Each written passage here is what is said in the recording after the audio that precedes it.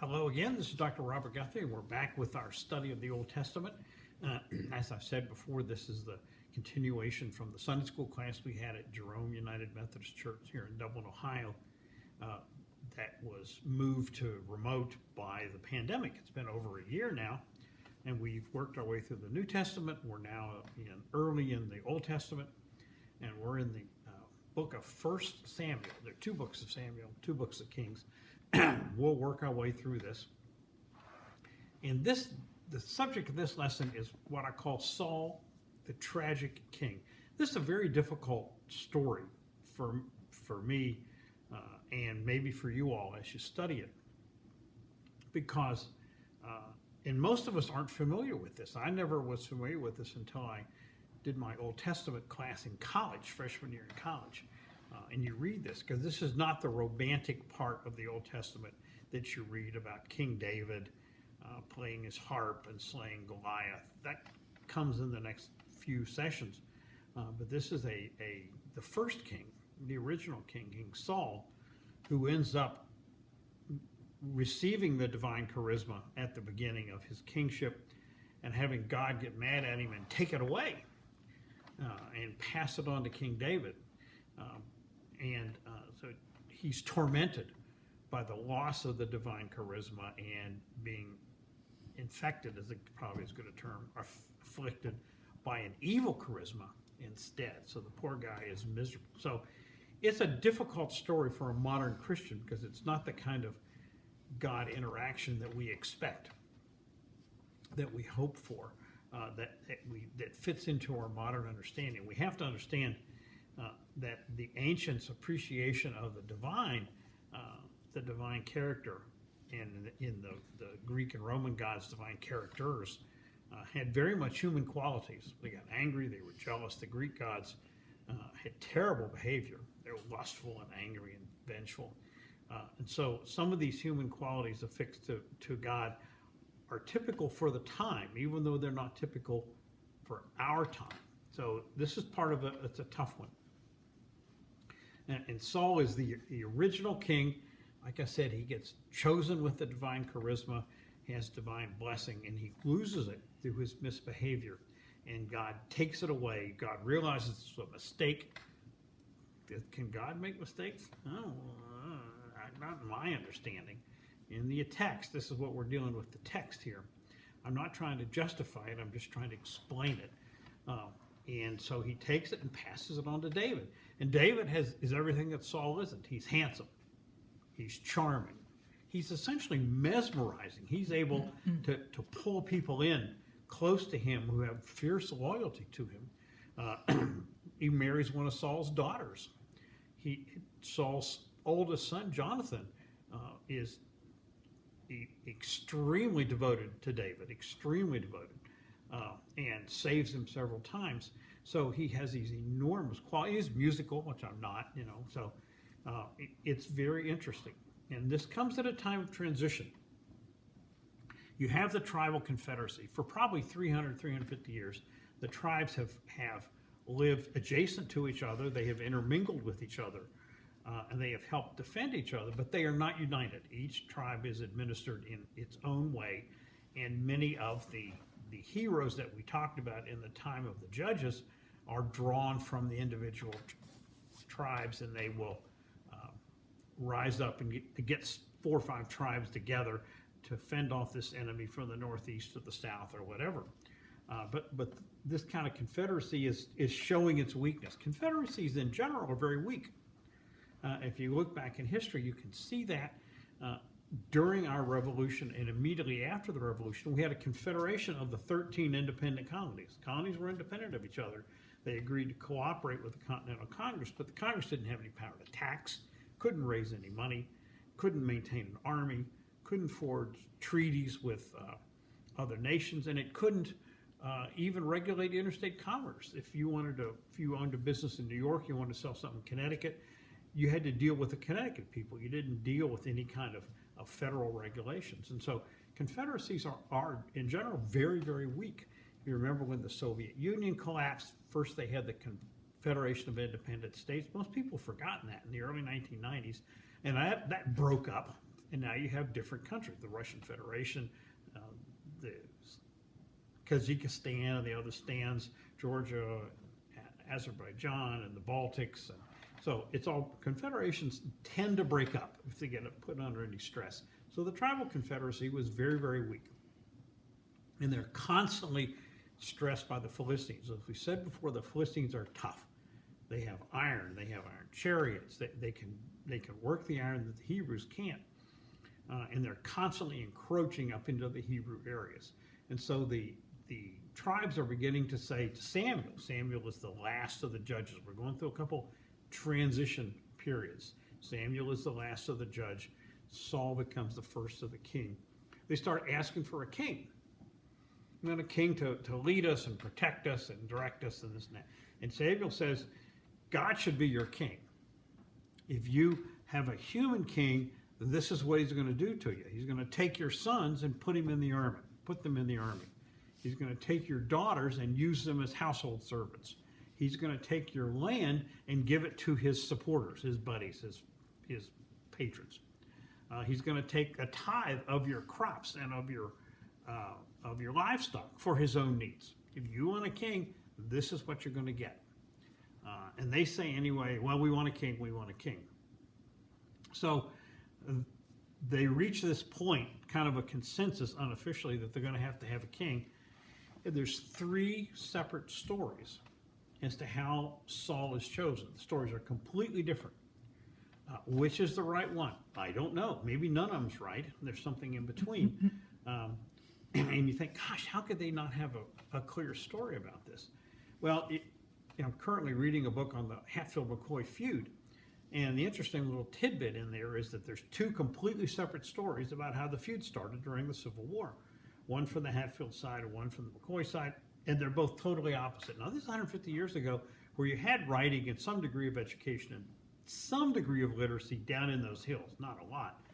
But it's only been 150 years, and we don't know what happened. Now, this was 3,000 years ago about Samuel and Saul, so of course we're not going to know what's going to happen. But there are 3 basic stories.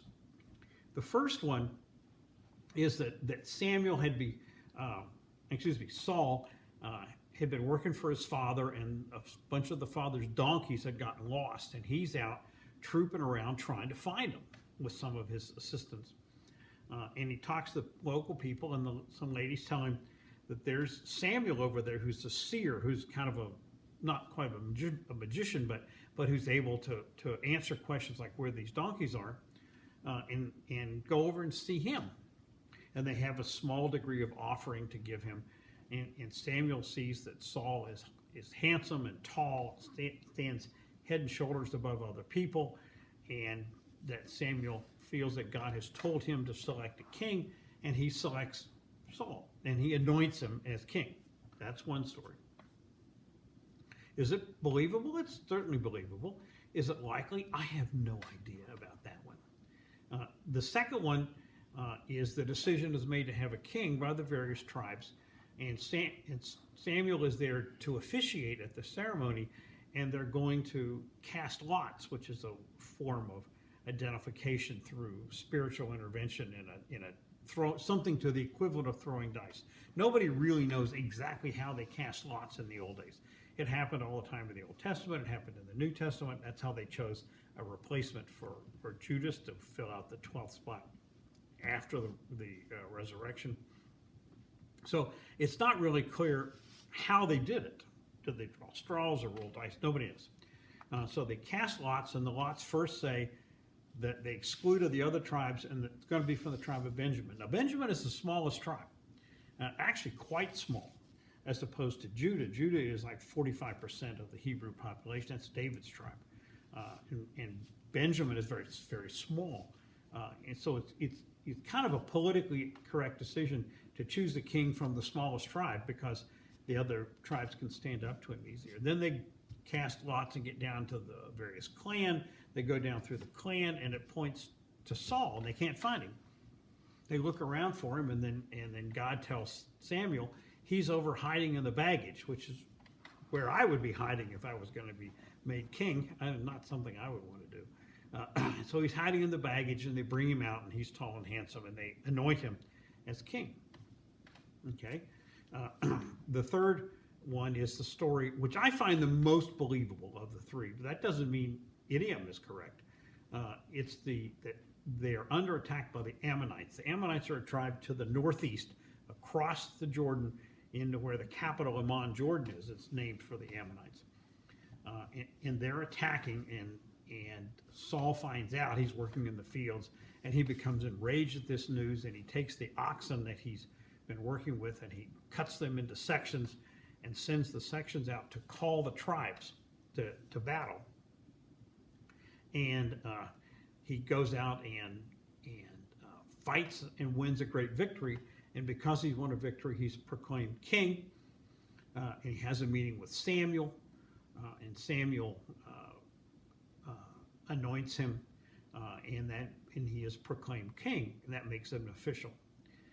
And so at this point, Samuel kind of passes the mantle to Saul, but he says to him, now remember, God's supposed to be king. You've got to let God be your king, and you just be implementing here on earth. He doesn't use those words, but basically you got to be implementing God's policy, that God is always king, and you've got to always obey him. And that's, of course, for any of us, easier said than done. So Saul becomes the first king. Now, he's really a transient kind of king, because kings in the Middle East at this time, they had a royal court. They'd have a palace. They'd have courtiers who would work for them, bakers and cooks and guards and servants and all this. He didn't have any of that. He lived rustic, just like he had been before he was king. They would have a professional army. He didn't have a professional army. King David had a professional army later. They would have a royal administration. They would send people out to govern as governors or appointees, and they would run the affairs locally. Saul didn't do that. He let the tribes continue to run their own internal affairs as they had before. They'd have a harem. He didn't have that. So he's in one of the early terms for him in Hebrew actually doesn't translate as king. It translates as prince or leader. So he's an in-between step between David, who was a full monarch, had a professional army, had a court, he had a harem, this and that. And Saul, who didn't have any of those. He was a semi-judge, semi-king, and thing in between those. So it's an interesting thing to have.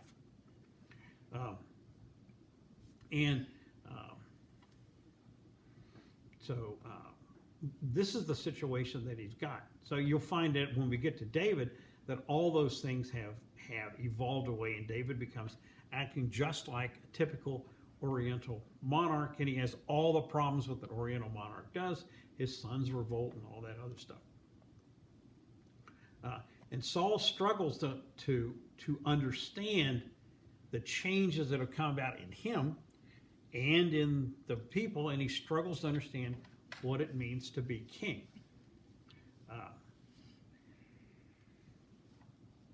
And so what he does, though, is he fights very well.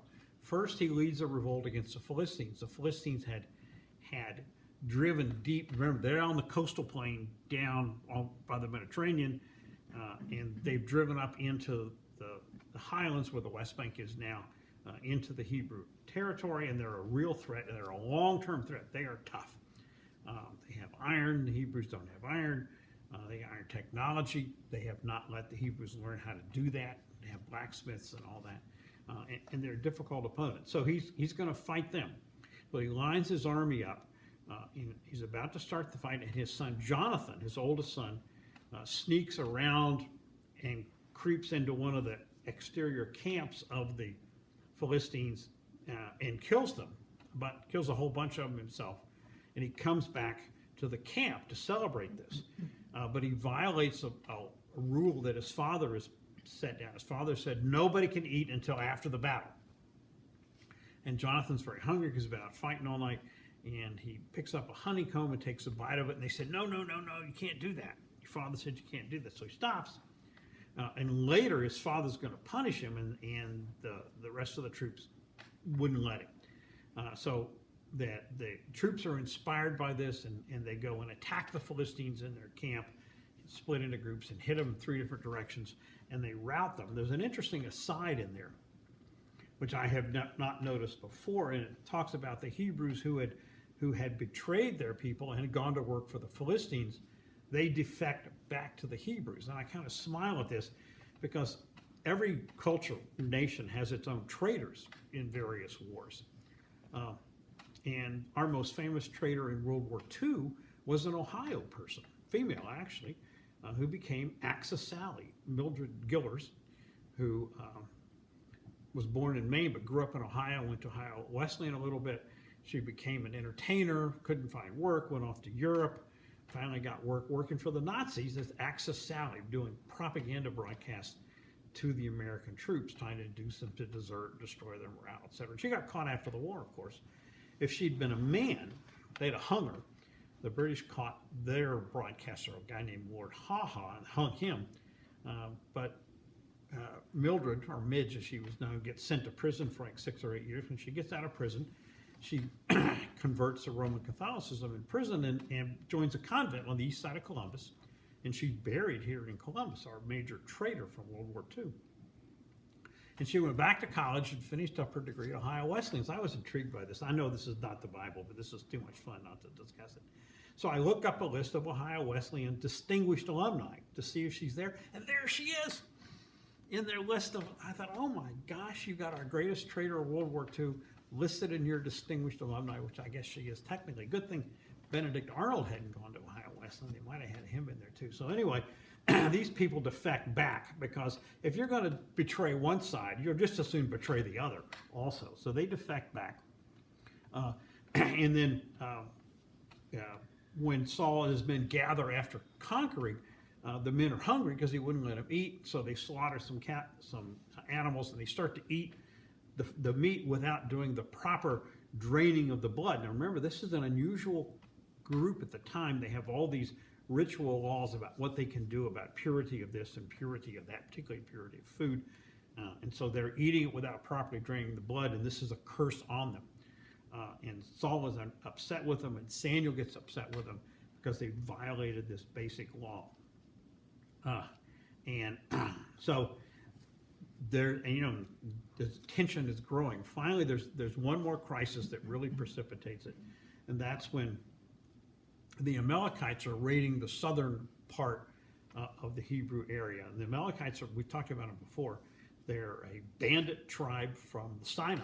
Now remember, there's bandits in Sinai now, so there were always bandits in Sinai. They were a nasty, brutal bunch, and they were raiding the southern areas, and Saul and Samuel get this divine command to destroy them and put them under the, quote, curse of destruction. The last time we saw this was when they captured Jericho. Jericho was under a curse of destruction. You had to kill everybody. You didn't take any prisoners. You didn't take any slaves or concubines. You didn't take any booty. You left it all. And if you took booty, you got killed. So they put them under curse of destruction, go down and attack them. And they win. The problem is they don't implement the curse of destruction. Saul captures the king, a man named Agag, and brings him back as a captive. The soldiers kill off the worst of the livestock and bring back the best as booty. Remember, in those days, people fought for booty. That was normal. You fought for what you could capture or steal from your opponent. And that was normal. So they bring this back, and Samuel comes out to greet him. And he says, what are you doing here? You got this guy. He's supposed to have been dead. And I hear all the mooing of the cows and the bleating of the sheep. What is this? And they said, well, these were the best of the group. We killed the other stuff, but we want to bring the best back for us. And Samuel says, you have violated God's law. I told you not to do this. I told you that God's still got to be king, and you've got to obey his laws, and you are going to be cursed. And God's going to has already found somebody else, and he will withdraw his support from you. And then Samuel goes and personally butchers the captive king. This is really gross. Warfare is gross, period. I suspect I've never been in it. But this is really gross. And Saul pleads for forgiveness. Please forgive me. It's a perfectly human error. And Samuel says, no. You have rejected God, and God has rejected you. and he's found somebody better. So the divine charisma is taken away, and he gets afflicted with an evil charisma, where he's enraged all the time. We'll read about that in the next couple readings. And this is the very difficult section for me, because we're all sinners. We all have judgments of God that we let down on, and Jesus came to forgive it, to allow us to be forgiven. This is a tough section to understand, but it's an important explanation of the evolution around this poor guy who got the divine charisma, who made a mistake, who doesn't, who had the divine charisma taken away and essentially replaced by this evil charisma, almost some degree of mental illness. It's not clear exactly what it is. And he's afflicted with that the rest of his life. And along comes David, with whom he can't compete. David's handsome, David's charming, David's mesmerizing, David's musical, he's athletic, he's a skilled warrior. Saul can't compete with him. So it's a very interesting, very tough story for me, and it's been a tough since I did this in freshman year of college, which was a long time ago, back in the Stone Age. But it continues to be. So I hope I've explained it to you in a way that you can identify with it. The readings for next, we're going to go into David's appearing. It'll be 1 Samuel chapters 16 through 24. And again, there's 3 stories on how David and Saul meet, 3 completely different stories, and we don't really know which one is. But this is much more interesting, intriguing reading as this new and extremely charismatic person appears to overshadow the troubled and tragic King Saul. This is Dr. Guthrie. Thank you very much.